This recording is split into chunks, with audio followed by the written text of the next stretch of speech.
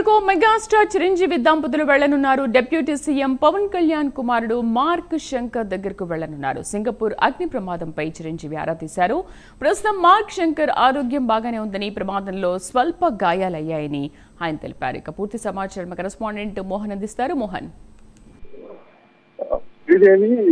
ఈరోజు AP deputy CM Pawan Kalyan కుమారుడు Mark Shankar Singapore లో చదువుతున్నారు. ఆ అబ్బాయి అంటే ఆ చిన్నపిల్లడు చదువుతున్నటువంటి స్కూల్లో అగ్ని ప్రమాదం జరిగింది.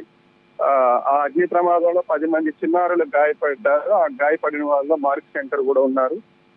ఈ విషయం బయటికి రావడంతో కాస్త అంటే చిన్నపాటి కలకలం రేగింది. అంటే మార్క్ శంకర్ కి ఏమవుతుంది అంటే ఏమైంది ఏమని కాస్త కంగారు పడ్డారు. అయితే ఆ అబ్బాయికి ఏం కాలేదు, ఆ అబ్బాయి క్షేమంగానే ఉన్నాడు. చేతికి కాళ్ళకి చిన్నపాటి గాయాలు అయ్యాయి. ఇది అంటే కంగారు పడాల్సిన పని లేదని అయితే విషయం అయితే తెలిసింది.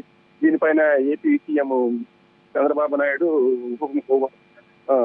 మాజీ సీఎం జగన్, కేటీఆర్ ఇట్లా వీళ్ళందరూ కూడా అంటే బండి సంజయ్ ఇట్లాంటి ప్రముఖ రాజకీయ నాయకులందరూ కూడా ట్విట్టర్ వేదికగా స్పందించి మార్క్ శంకర్ త్వరగా కోలుకోవాలని చెప్తూ వాళ్ళు ట్వీట్స్ కూడా చేశారు.